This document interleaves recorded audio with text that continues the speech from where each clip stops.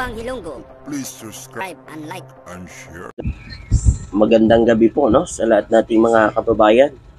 So ito breaking news mga kababayan. Grabe ito.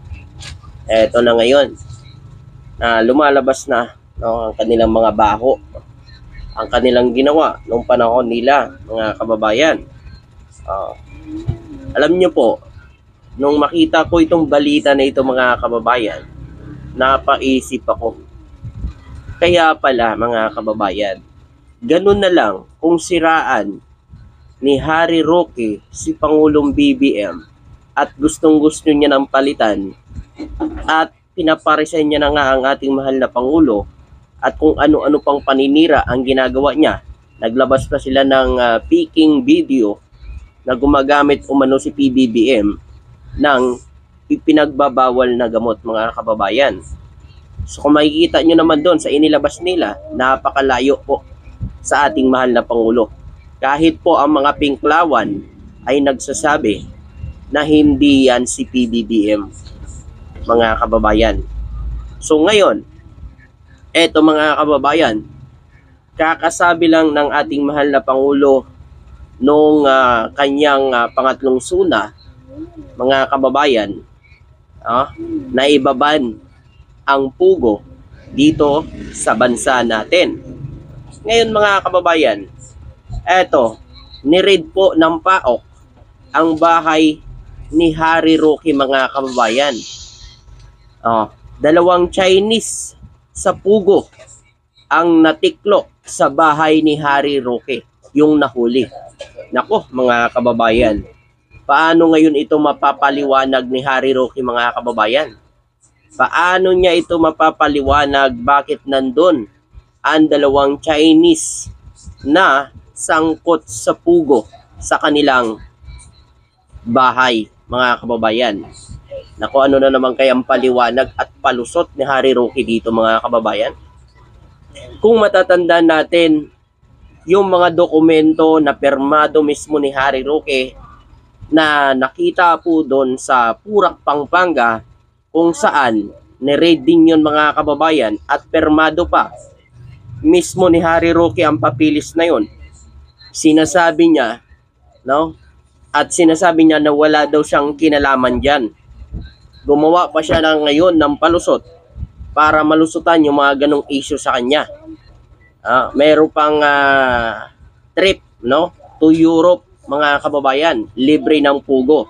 Kaya siguro galit na galit yan sila sa ating mahal na Pangulo kasi hindi yun nila nahawakan, Kasi kung nahawakan nila yan si PBBM, mga kababayan, yung pugo na yan, malamang tuloy na tuloy yan. Subalit, matalinong PBBM Talagang Marcos yan mga kababayan, may kasaysayan yan. Kaya imposible na mahawakan nila. Akala nila ganun lang yung mga Marcos, mga kababayan, So ito, babasahin ko lang po mga kababayan Ito'y balita lang din mga kababayan at isinishare ko lang po sa lahat nating mga kababayan para naman yung mga anga-anga dyan na naniniwala pa sa mga ibinabalita ni Harry Roque na mga fake news, mga kababayan, ay matauhan. Bakit siya nagtatago ngayon ng dalawang Chinese, mga kababayan, kung hindi siya sangkot sa pugo? Mga kababayan, ito, babasahin ko lang nadakip ng Presidential Anti-Organized Crime Commission o Bureau of Immigration sa isang raid ang dalawang Chinese national sa bahay umano ni dating presidential spokesperson Harry Roque sa Pinewood Golf ng Country Club sa Tuba, Benguet kahapon, mga kababayan. Harry Roque, paano mo ito mapapaliwanag ngayon yung dalawang Chinese na nadakip mismo sa bahay mo? Tinatago mo pa Alam mo makakaligtas ka Ngayon, paano mo ito mapapaliwanag? Ito dapat yung sagutin mo sa taong bayan. Hindi yung puro paninira na lang sa gobyerno ang ginagawa nimo. Kung ano-ano na lang na binabato mo kay PBBM, ikaw pala ang may tinatago. Ikaw pala ang may ginawang mali. Kumbaga, ang ginagawa mong kasalanan, ibinabato mo kay PBBM, mga kababayan. Ganun lang yan eh. Gawain niya kasi. Gawain niya yan. Yung binabato niya ngayon kay PBBM na corruption daw, wala daw nagagawa dyan sa Malacanang, gawain nila yan nung panahon nila. Ngayon mga kababayan, eto na. Unti-unti na nagsisilabasan ang kanilang mga baho. Oh. Napatid na dawit sa Philippine Offshore Gaming Operator o PUGO ang mga naristo na isang babae at isang lalaki, pawang Chinese national at hawak nga na ngayon ng Bureau of Immigration, mga kababayan.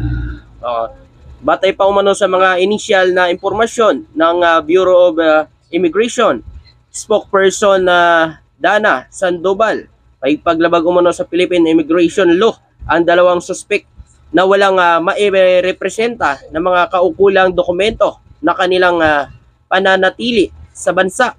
Naku mga kababayan, illegal pa pala. Wala man lang mga dokumento bago dito pumasok sa bansa natin. Baka na naman kasi mga kababayan, doon na naman sila kumuha sa Davao ng birth certificate para makakuha ng passport.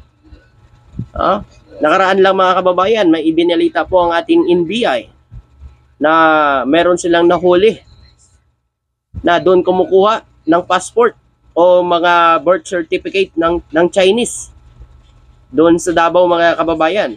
Ngayon, Harry Roque, baka sumunod ka na kay Go.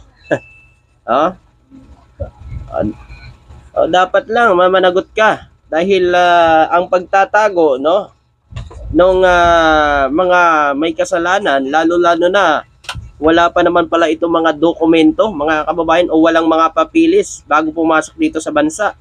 So illegal ang pagpasok ng mga Chinese na ito dito sa bansa natin. Malaking pananagutan mo ngayon sa batas, Harry Roque. Kinakarma ka na, no? Karma is real. Ganon talaga. Ngayon, Harry Roque, malamang magtatago ka na. Baka sumama ka na doon kay Kibuloy. Kung ano-anong paninira ang ginawa ninyo kay PBBM, kung ano-anong binabato nyo, tapos kayo pala ang may ginagawang mali, kayo pala ang may ginawang kasalanan. Ngayon, dahil gusto nyo mapagtakpan, ang ating mahal na Pangulo ngayon ay gusto nyo patalsikin. Kung ano-ano pang ipinalalabas nyo ng mga kasinungalingan para lang siraan ng gobyerno o si PBBM. Ano ito? Harry Roque. Diba? Basta't may ginagawa kang kasalanan, mga kababayan, babalik sa iyo yan. Kakarmahin ka. Yan na. Diba? Kinakarma ka na. Ngayon sabihin ang pagkaabogado mo dahil sa pagkasangkot mo ngayon sa pugo at pagtago mo ng dalawang Chinese sa inyong bahay. Kaya itong mga kababayan natin minsan, alam mo na itong mga didilis na to, naniniwala pa kahit kasinungalingan ang pinagbibitaw ng mga salita nito ni Harry Roque. Ngayon, kasi mismo kayo mga kababayan, yung mga didilis kayo, kung ano-ano mang paninira na ginagawa ninyo ngayon sa gobyerno, ugali pala ng amo nyo yan. Tapos ibinabato nyo lang sa gobyerno ngayon. Tapos sisisihin nyo yung mga nakaupo ngayon.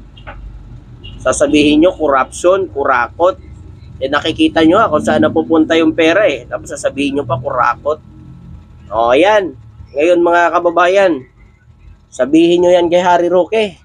Mga didiles, tanungin nyo si Harry Roque bakit nagtago ng dalawang Chinese na sangkot sa pugo. Tanungin nyo. So yun po mga kababayan. Maraming salamat po at magandang araw po sa inyong lahat.